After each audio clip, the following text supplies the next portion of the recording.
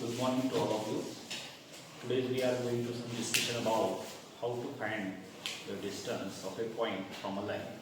Okay. Find distance of a point from a line. Okay. If P of alpha bar be any point in the plane and R bar is equal to A bar plus lambda into B bar be the equation of a line in the same plane, then distance between the point P of under root of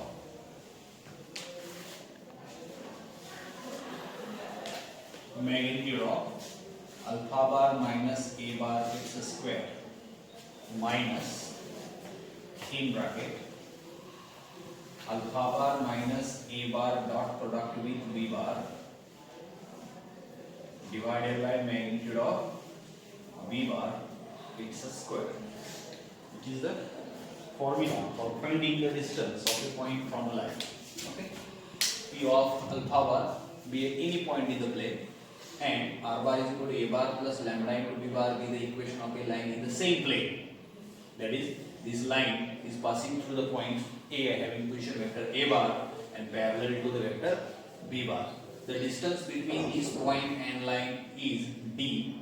Therefore, D is equal to mod of under root of magnitude of alpha bar minus A bar x square minus in bracket alpha bar minus A bar dot product with B bar divided by magnitude of B bar whole its square. तर हा तुमचा required formula आहे for finding the distance of a point from a plane. याचं diagrammatic representation कसं असेल साधारणतः suppose हा एक प्लेन आहे, ठीक, आणि ह्या प्लेन मध्ये ही एक लाईन आहे, लाईन L, की जी ही line L M of A बार या पॉइंट मधून पास होते आणि ह्या लाईनला B बार हा एक वेक्टर पॅरलल आहे. ओके, आणि ह्या लाईन वरचा एक व्हेरिएबल पॉइंट आहे P. तर या ठिकाणी P मानलेले तुम्ही जर दुसरा तुम्ही कोणताही म्हणा Q, की ज्याचा पोझिशन वेक्टर काय आहे R. आणि ह्याच प्लेन मध्ये दुसरा एक प्लेन पॉइंट दिलाय P, की ज्याचा पोझिशन वेक्टर आपण अल्फा वर मानले. ठीक, तर त्या P या पॉइंट पासून ह्या लाईनचा परपेंडिक्युलर डिस्टन्स जे आहे, सपोज ह्याला R म्हणलं PR. तर हे PR तुम्हाला फाइंड आउट करायचं आहे. तर ते कसं फाइंड आउट करायचं, तुम्ही हा वेक्टर जॉइन करून घेतला कोणता AP, तर तो काय आहे अल्फा बार मायनस A बार. ठीक, ओके. तर जर हा काय होतो राइट अँगल ट्रायंगल होतो आणि हा राइट अँगल ट्रायंगल तुम्हाला काय सांगतो की PR हे डिस्टन्स तुम्हाला फाइंड आउट करायचं. तुम्ही पायथागोरस थेरम जर वापरला तर PR square is equal to AR square plus PR square. याच्यावरून PR square is equal to काय म्हणतात तुम्हाला AP square minus AR square आणि AR स्क्वेअर तुम्हाला हा लागतो. ठीक, ओके. हे तुमचं रिक्वायर्ड डिस्टन्स असेल. मी फॉर एक्झाम्पल जर तुम्हाला याचं बघायचं झालं तर काय म्हणतात बघा, if P of 3, 2, 1 be any point in the plane and R bar is equal to I cap plus 2j cap plus 3k cap plus lambda into 5 I cap plus 6j cap plus 7k cap be the equation of a line, then find the distance of a point from a line. Question असा आहे की तुम्हाला ह्या plain मधला एक point दिलेले आहे आणि एक लाईनची इक्वेशन दिलेली आहे आणि ह्या पॉइंट पासून ह्या लाईनचे डिस्टन्स फाइंड आउट करायचं आहे. ठीक, आता तुम्हाला ह्या पॉइंटचे कोऑर्डिनेट्स माहित असतील तर त्या पॉइंटचा पोझिशन वेक्टर तुम्ही डिफाइन करू शकता. ठीक, कसा डिफाइन करताय, now let P of 3, 2, 1 be a point in the plane having position vector alpha bar. Therefore, alpha bar is equal to 3 I cap plus 2 j cap plus k cap and r bar is equal to I cap plus 2 j cap plus 3 k cap plus lambda into 5 I cap plus 6 j cap plus 7 k cap be the vector equation of a line in the form of r bar is equal to a bar plus lambda into b bar. Therefore, compare केलं तुम्ही तर a bar is equal to काय म्हणतात तुम्हाला की I cap plus 2 j cap plus 3 k cap and b bar काय मिळेल 5 I cap plus 6 j cap plus 7 k cap. मग तुम्ही ह्या पॉइंटचं ह्या प्लेन पासूनचं ह्या लाईन पासूनचं डिस्टन्स जे आहे ते तुम्ही d मांडलं. Now consider answer d be the distance of a point P from a line. Therefore, d is equal to काय फॉर्म्युला सांगितलं तुम्हाला absolute value or positive value of under root of means mod of under root of magnitude of alpha bar minus a bar its square minus in bracket alpha bar minus a bar dot product with b bar divided by magnitude of b bar whole its square. Okay, it is your formula for finding the distance of a point from a plane. याला suppose equation number 1 द्या आणि मग या ठिकाणी लागणाऱ्या ह्या सगळ्या terms पहिल्यांदा काढून घ्या आणि ते मिळालेले व्हॅल्यू याच्यामध्ये टाका. पहिल्यांदा तुम्हाला काय करायचे alpha bar minus a bar. Therefore alpha bar minus a bar is equal to काय मिळेल सांगा. अल्फा बार काय मिळाला तुम्हाला position vector of point P किती आहे 3 I cap plus 2 j cap plus k cap minus a bar काय मिळालं तुम्हाला I cap plus 2 j cap plus 3 k cap which is equal to किती मिळाला बघा बरं 3 minus 1 2 I cap. आता दोन वेक्टरची सबट्रॅक्शन कशी घ्यायची हे आपण पाठीमागच्या व्हिडिओमध्ये पाहिलेले. 3 minus 1 काय मिळाला 2 2 minus 2 0 j cap 1 minus 3 is minus 2 k cap. It is equal alpha bar minus a bar. Therefore, the magnitude of alpha bar minus a bar its square is equal to the magnitude म्हणजे under route मध्ये आले k च्या कोएफिशिएंटच्या स्क्वेअरची addition लिहितो. तर square आणि square route निघून गेला यांच्या कंपोनंटच्या स्क्वेअरची ऍडिशन होईल 2 चा स्क्वेअर प्लस 0 चा स्क्वेअर प्लस 2 चा स्क्वेअर आणि 4 प्लस 4 किती मिळाला 8 मिळाला. त्याच्यानंतर तुम्हाला काय पाहिजे की alpha bar minus a bar dot product with b bar. Alpha bar minus a बार काय मिळाला तुम्हाला 2 I cap plus 0 j cap minus 2 k cap dot product with b bar. b bar का है 5 I cap plus 6 j cap plus 7 k cap dot product कसा येगा हे ही पाहिलेलं आहे.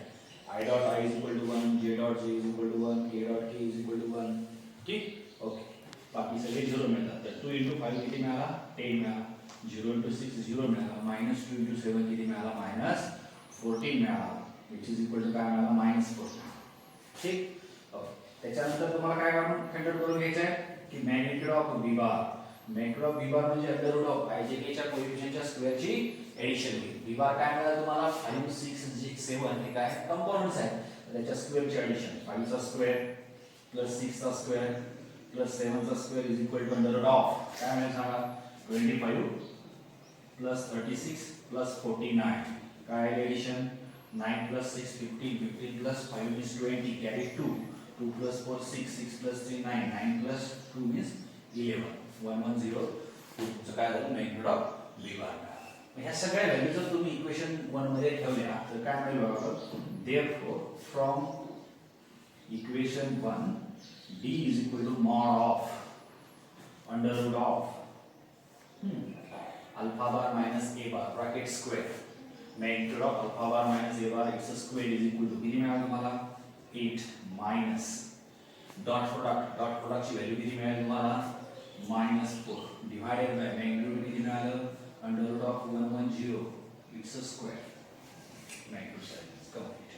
Now d is equal to mod of under root of काय मिळाला हा 8 minus त्याचा स्क्वेअर करून घेतला, मायनस 4 चा स्क्वेअर काय झाला 16 डिवाइडेड अंडर रूट ऑफ 1 0 चा स्क्वेअर, स्क्वेअर आणि स्क्वेअर रूट निघून जाईल, तर हा 1 0 मिळाला. तुम्ही जर याला सिम्प्लिफाय केलं, त्याचा डिनॉमिनेटर सेम करून घेतला, तर काय करता येईल तुम्हाला की ह्या 1 0 ने 8 ला मल्टिप्लाय केलं तर किती मिळाला 8 8 मायनस 16 होल डिवाइडेड बाय किती राहील 1 0 आहे.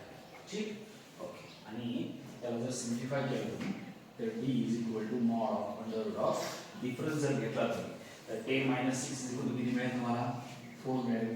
7 मायनस 1 किती मिळाला 6 मिळाला.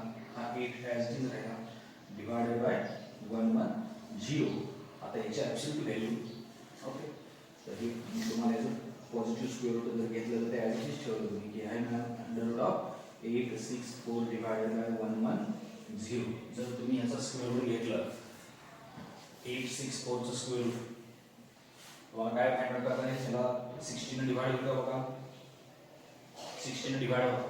ठीक ओके. 16 ने जर डिवाइड केलं तुम्ही 16 हा एक फॅक्टर घेतला सो 16 चा 5 65 किती येतो 80. ठीक तर 5 कॅरी किती झाला 6 झाला 64 झाला 16 चा 4 64 झाला. ठीक होल डिवाइडेड बाय हे 1 0 ॲज इट इज ठेवलं. आता 16 चा स्क्वेअर रूट किती घेतला तुम्ही 16 चा स्क्वेअर रूट किती येईल तुम्हाला 4 मिळेल. म्हणजे d इज इक्वल टू काय आहे 4 under root of 54 divided by 1 0 unit be the required distance. Okay. तर हा होता अल्गोरिदम तुम्हाला दिलेल्या पॉइंटचं लाईन पासूनचं डिस्टन्स फाइंड आउट करायचं. पुन्हा एकदा बघा जर तुम्हाला एखादा पॉइंट प्लेन मधला दिला असेल त्याचा तुम्ही पहिल्यांदा पोझिशन वेक्टर डिफाइन करून घ्या.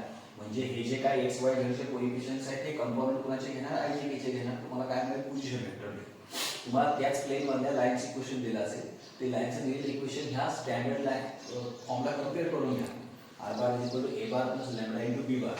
तर हा a बार म्हणजे अशा पॉइंटचा पोझिशन वेक्टर होतो की ज्या पॉइंटवरून लाईन पास होते आणि b बार म्हणजे काय असतं की असा वेक्टर असतो की त्या लाईनला तो वेक्टर पॅरलल राहतो.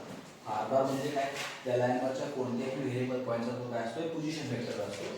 तर ही जर इन्फॉर्मेशन तुम्हाला दिली असेल आणि त्या पॉइंटचं लाईन पासूनचं डिस्टन्स फाइंड आउट करायचं असेल तर हा फॉर्म्युला आहे. d जर त्यांचं डिस्टन्स मानलं तर पॉझिटिव्ह व्हॅल्यू असते डिस्टन्स म्हणून मॉड साइन ठेवलं आणि अंडर रूट मध्ये काय फॉर्म्युला हा फॉर्म्युला पायथागोरस थेरम म्हणून आला म्हणून मी सांगितलं तुम्हाला. कसा आला तो mod of alpha bar minus a bar x square minus in bracket alpha bar minus a bar dot b bar divided by magnitude of b bar x square. तर हे तुम्हाला एक्झाम्पल दिलं होतं. हे एक्झाम्पल वरून या पॉइंटचा पोझिशन वेक्टर डिफाइन करून घेतला.